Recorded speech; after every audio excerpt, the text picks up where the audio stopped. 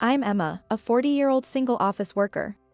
When I was younger, I was married, but after 3 years without having a child, I was driven out of the marital home. Now, I live with my mother in my childhood home. Though I moved back home, my mother is getting older and will soon need caregiving. She's happy that I'm living with her and relies on me for many things.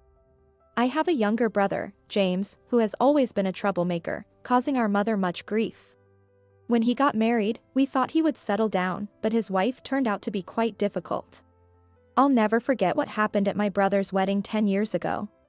His wife, Claire, blatantly said, "I did marry James, but I have no intention of mingling with your family. Please don't contact us for anything other than major family events. It's annoying to be interfered with by in-laws." Our mother, who had always wanted to get along with James's wife, was shocked to hear those words. My father, who was still alive at the time, felt the same way. Instead of rebuking her, James showed no discomfort at Claire's statement. "Yeah, that's right. I want you to think as if we're not related anymore.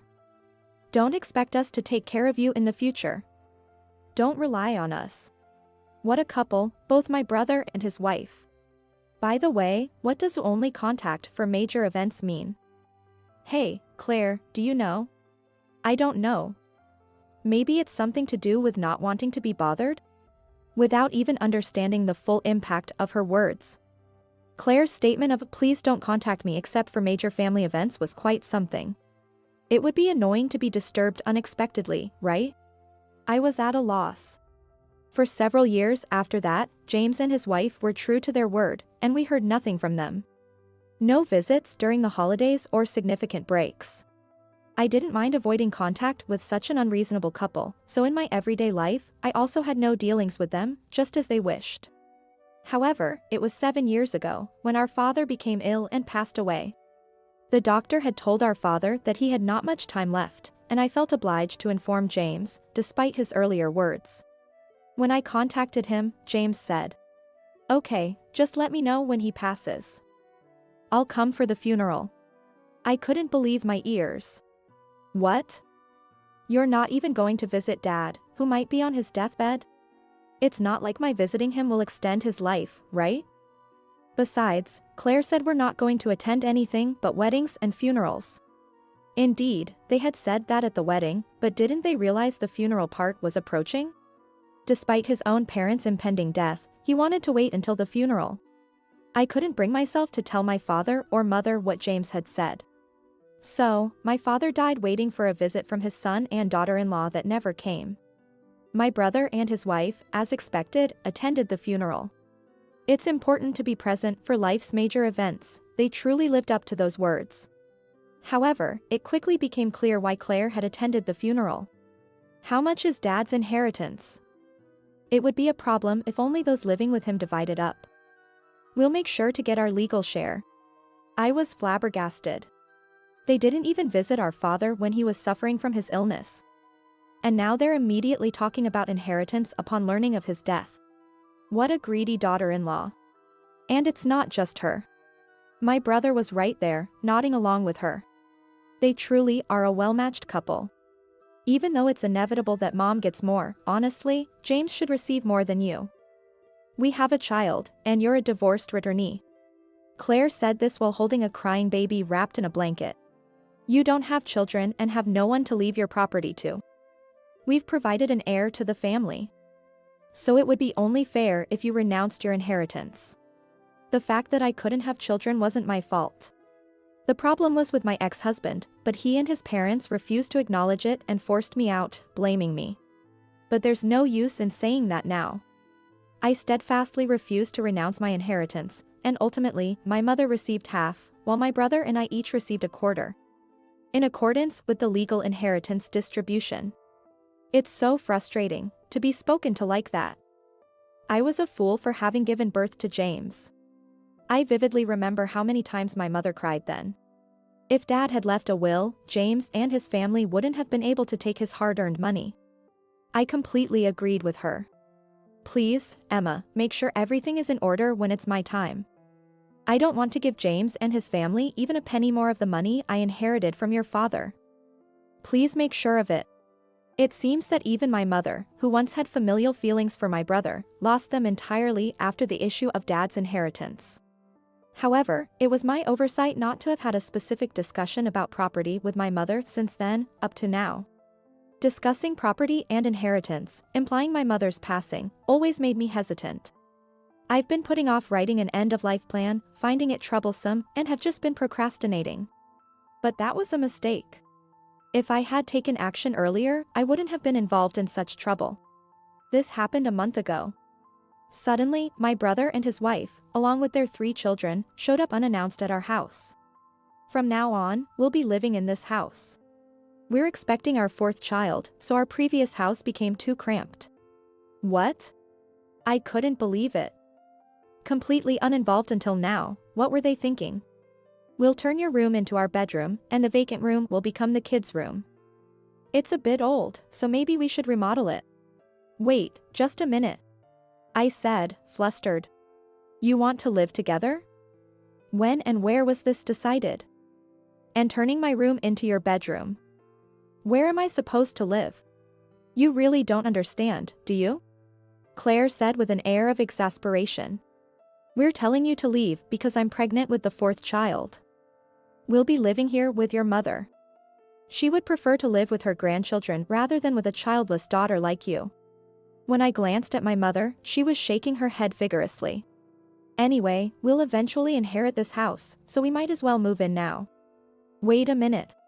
Why would this house become theirs? Well, it's obvious, isn't it? James is the heir to this house, and what would a childless woman do with it? Claire's smirking, greedy face was truly repulsive. But I was astounded to hear what came next. Apparently, my brother's family had already vacated their apartment. That meant I couldn't just forcibly evict them. What about the young children? I didn't even know they were born, but they were still in elementary school and kindergarten age. Judging by their appearance, they seemed utterly neglected, wearing dirty clothes. I felt a pang of sympathy for them. My mother seemed to feel the same way. This sympathy led to the start of a begrudging cohabitation. And Claire began scheming to take over the house. Emma, where is the deed to this house? You know, it's better to know in advance in case something happens. The house was in my mother's name, but Claire was probing for the location of the deed. This wasn't a joke. Telling her the location of the deed could lead to disaster. If I revealed it, she might just snatch it and change the registration of the house. I realized I needed to take action before it was too late. But when I started to take the necessary steps, an unbelievable fact came to light. I was shocked when I learned this fact. Yet, at the same time, I saw it as the greatest opportunity. An opportunity to protect my mother, myself, and the pitiable children. I consulted with my mother and decided to confront my brother and his wife. On the day of the showdown, my mother and I faced my brother and his wife across the dining table. We had the children play in another room. We couldn't expose such young kids to this kind of turmoil. I was the first to speak. I've been wondering why you suddenly moved into this house, but now I finally understand why.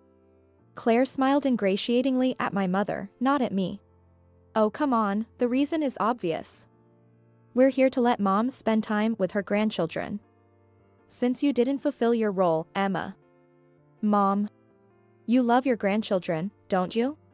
Then my mother shook her head, as if to say, oh dear. They are indeed adorable, surprisingly so, considering they're your children. It's good they don't resemble their parents. Claire looked offended at my mother's cold response. You'll regret saying such disrespectful things. You don't know anything.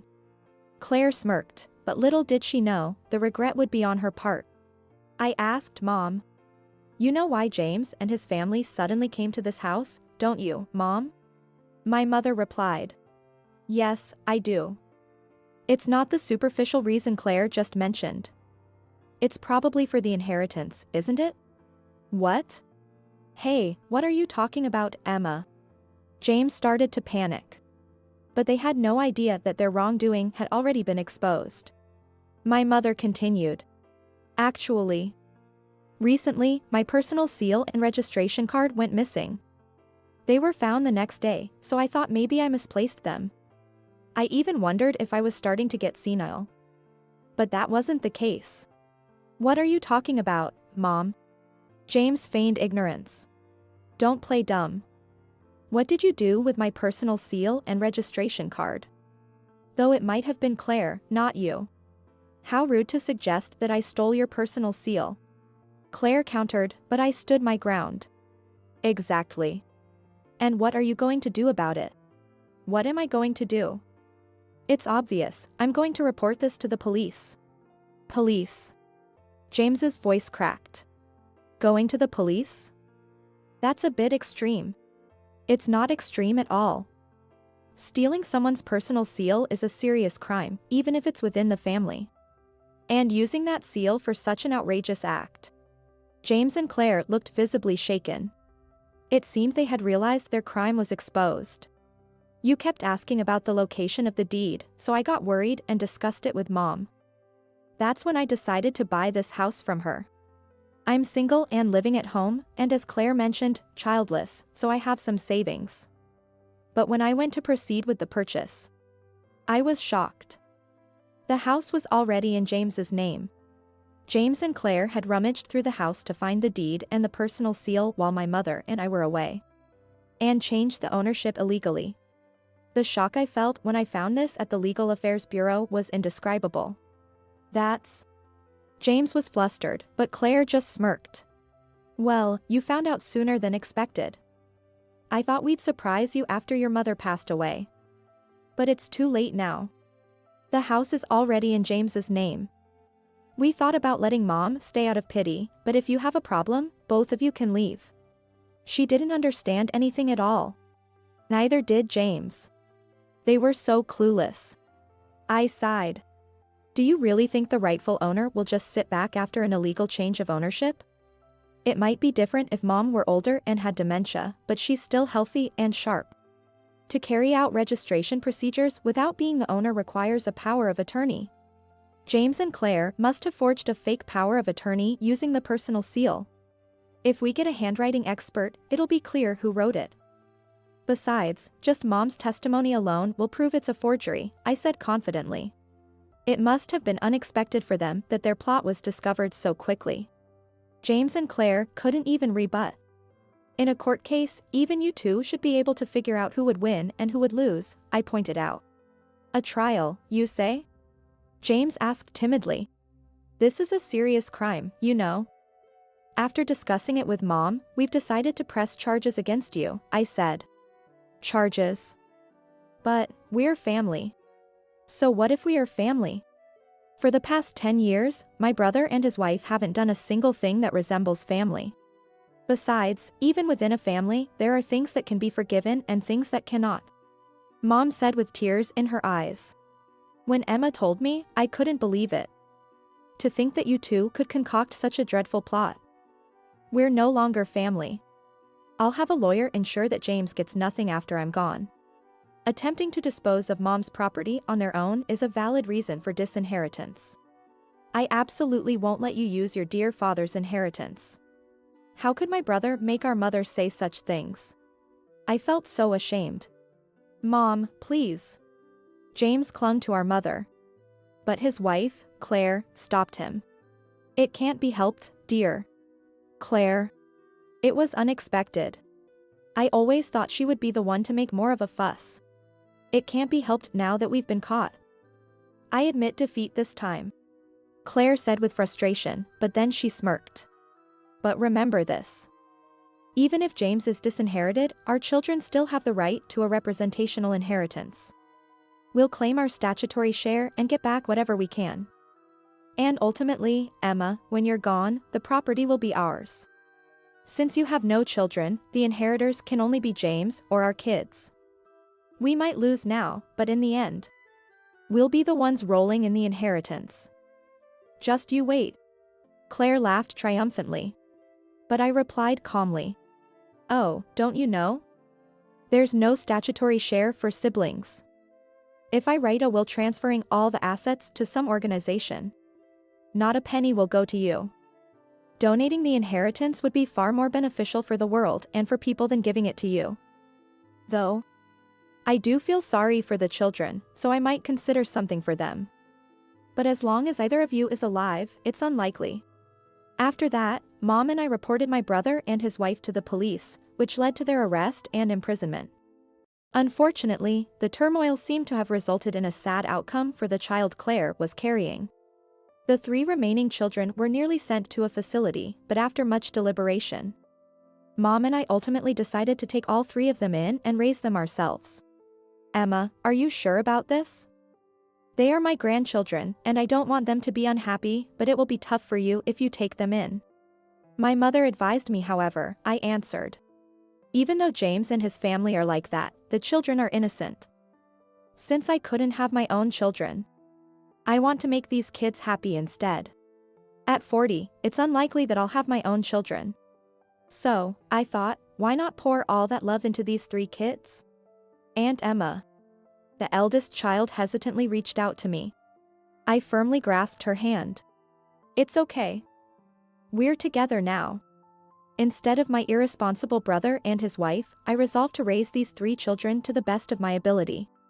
Holding the little hand, I made that promise in my heart.